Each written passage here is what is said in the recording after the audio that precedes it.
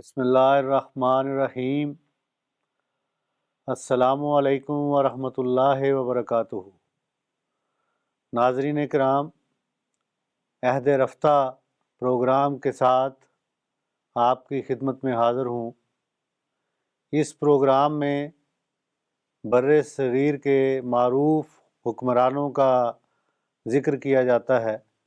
اور اس دور کے حالات و واقعات بیان کیے جاتے ہیں۔ آج جس بادشاہ کا تذکرہ آپ کے سامنے کیا جائے گا اس کا نام ہے سلطان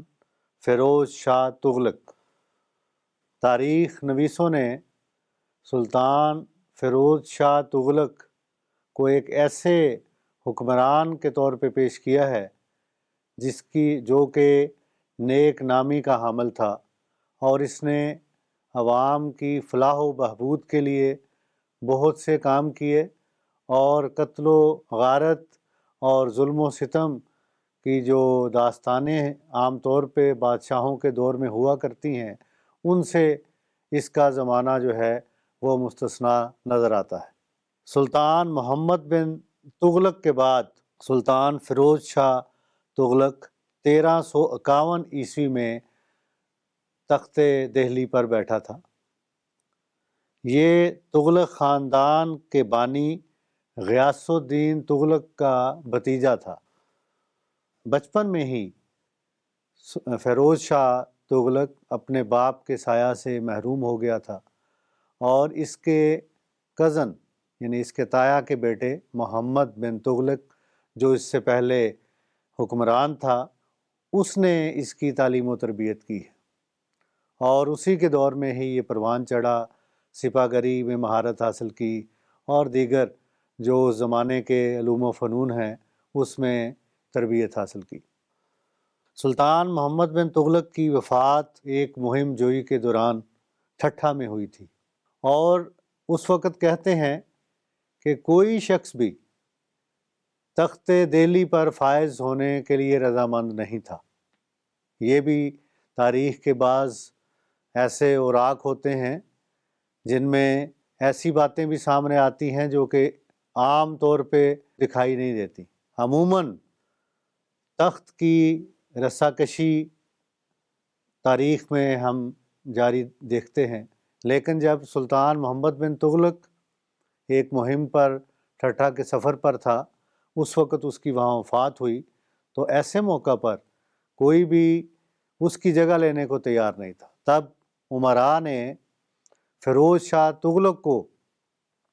درخواست کی کہ وہ اقتدار سنبھالے۔ اس نے کچھ پس و پیش کے بعد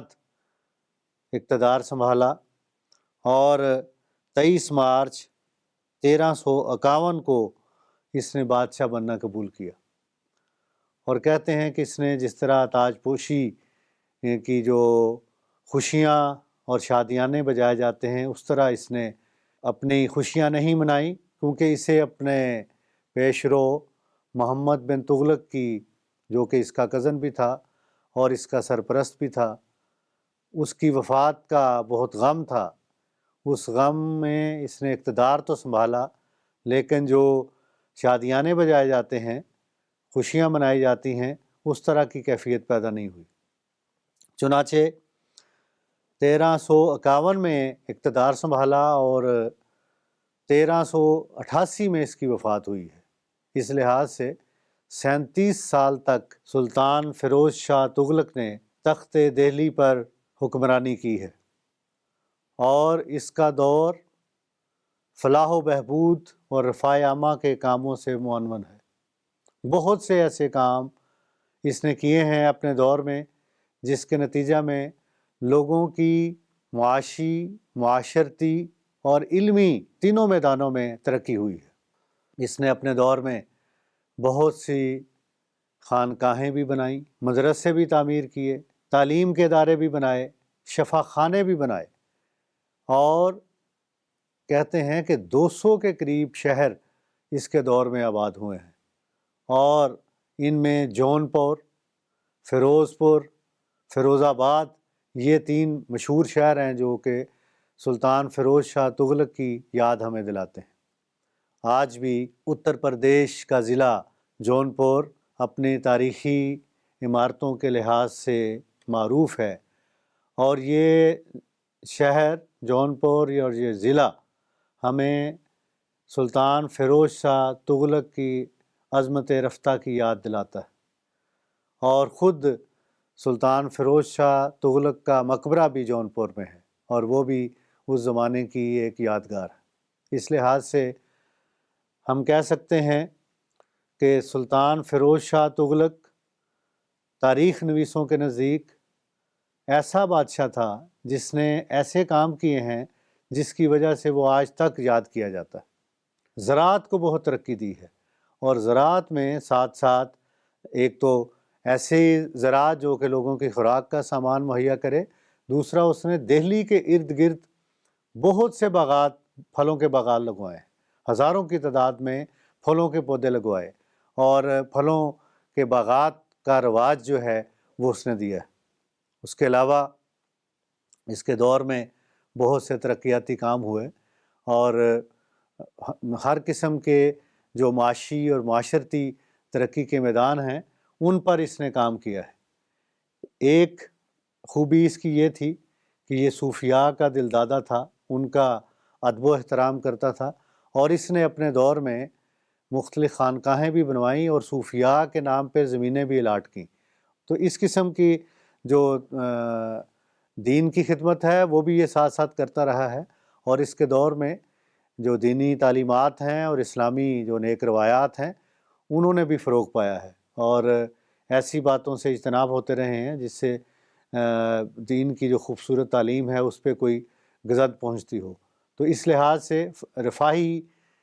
کاموں کے لحاظ سے بھی یہ ایک معروف دور ہے اور ترقی کی ہے۔ سپاہ گری میں بھی یہ دور ترقی کا دور رہا ہے۔ یہ بات یہاں میں بیان کر دوں کہ اس نے اپنے دور میں جو قتل و غارت کا بازار گرم کیا جاتا ہے مخالفوں کے لیے، اس سے مکمل اجتناب کیا ہے۔ مخالفوں سے بھی اس نے بدلے نہیں لیے،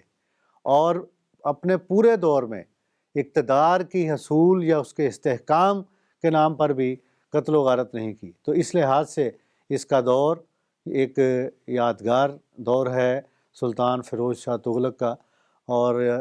اپنا اچھا نام جو ہے وہ یہ ہندوستان میں چھوڑ کے گیا ہے، اور آج بھی فیروز کے نام پہ بہت سے شہر، بہت سے علاقے، بہت سی عمارتیں اس بادشاہ کے نام پہ پائی جاتی ہیں ہندوستان میں۔